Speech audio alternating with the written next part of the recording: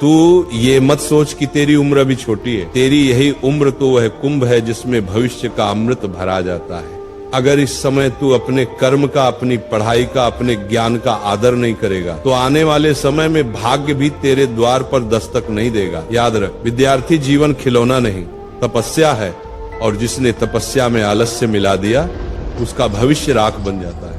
हर विद्यार्थी चाहता है कि उसके शिक्षक उसकी प्रशंसा करें, उसके सहपाठी उसका सम्मान करें और वह परीक्षा में अच्छे अंक प्राप्त करे। परंतु दुख की बात यह है कि 99% विद्यार्थी कुछ ऐसी गलतियां करते हैं जिन्हें नहीं करना चाहिए, क्योंकि यही गलतियां भविष्य में आपकी स्थायी आदतें बन जाती हैं और फिर चाहकर भी आप उन्हें सुधार नहीं पाते। आज मैं आपको बताने जा रहा हूं 4 ऐसी भूलें जो लगभग हर विद्यार्थी करता है, और साथ ही ये भी बताऊंगा कि इन भूलों को कैसे सुधारा जा सकता है। ये प्रवचन आपके लिए उतना ही महत्वपूर्ण है जितना आप सोच भी नहीं सकते। मैं आपको आश्वस्त करता हूं कि जिन गलतियों की चर्चा मैं करने जा रहा हूं उनमें से कुछ न कुछ गलती आप भी कर रहे हैं। इसलिए कृपया इस पूरी बात को अंत तक सुनिए, क्योंकि हो सकता है यही वह वाणी हो जो आपकी दिशा और दशा बदल दे। पहली भूल, मैं कल से पढ़ाई करूंगा, मैं कल से पढ़ूंगा वाला विचार। लगभग हर विद्यार्थी इस भूल में फंसता है। एक बहुत प्रसिद्ध पंक्ति है, मैं कल से पढ़ाई करूंगा। ये वाक्य आपके भीतर की उस आदत को दर्शाता है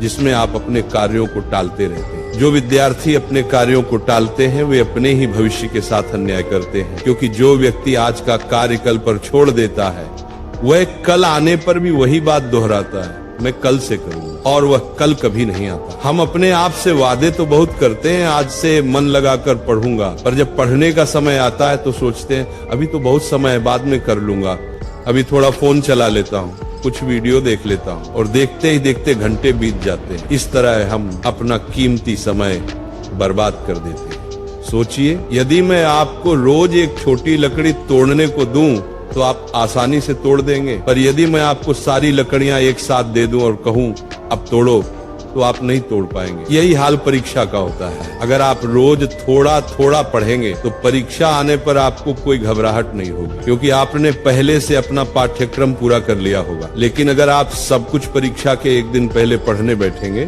तो आपको कुछ समझ में नहीं आएगा। इसलिए इस भूल को तुरंत सुधारिए। नियमित रूप से अध्ययन कीजिए, चाहे थोड़ा ही पढ़ें, लेकिन नियमितता बनाए रखें। कभी भी कार्य को कल पर मत छोड़िए, आज का कार्य आज ही कीजिए। दूसरी भूल, केवल अंकों के पीछे भागना। केवल अंकों के पीछे मत भागिए। परीक्षा में अच्छे अंक पाने के 2 ही मार्ग होते हैं, पहला रटकर और दूसरा समझकर। यदि आप केवल रटकर परीक्षा में अंक लाते हैं तो वे अंक किसी काम के नहीं, क्योंकि आपने वास्तव में कुछ सीखा ही नहीं।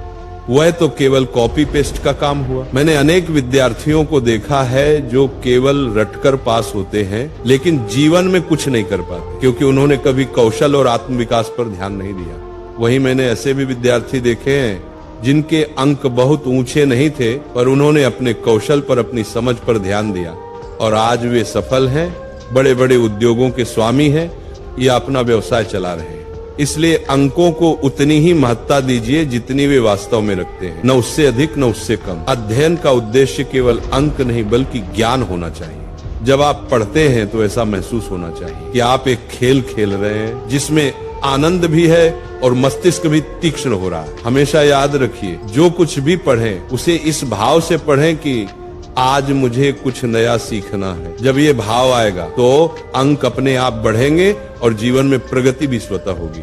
तीसरी भूल, गलत संगति। आपने सुना होगा, मुझे अपने मित्र दिखाओ, मैं तुम्हारा भविष्य बता दूंगा। ये वाक्य बिल्कुल सत्य है। हमारा भविष्य हमारे चारों ओर के लोगों पर निर्भर करता है। यदि आपके आसपास नकारात्मक लोग हैं तो आप भी धीरे धीरे नकारात्मक बन जाएंगे, और यदि आपके आसपास सकारात्मक श्रेष्ठ लोग हैं तो आप भी वैसे ही बन जाएंगे। संगति का प्रभाव अत्यंत गहरा होता है। अच्छी संगति आपको ऊंचा उठाती है, बुरी संगति नीचे गिरा देती है। इसलिए सदैव ऐसे मित्र चुनिए जो आपसे एक स्तर ऊपर हो, बुद्धि, आचरण और विचारों में, क्योंकि जब आप ऊंचे स्तर के लोगों के साथ रहेंगे तो आप भी उनके समान बनने लगेंगे। अगर आपके मित्र धूम्रपान करते हैं, शराब पीते हैं, तो आज नहीं तो कल आप भी वैसे ही बन जाएंगे। पर यदि आपके मित्र बुद्धिमान और परिश्रमी हैं तो आप भी उनके जैसे उत्कृष्ट बनेंगे। अच्छे मित्रों के साथ रहेंगे तो अच्छी बातें सीखेंगे, बुरे मित्रों के साथ रहेंगे तो बुरी आदतें आ जाएंगी। इसीलिए बुरी संगति से हमेशा दूर रहिए और अच्छे, विद्वान,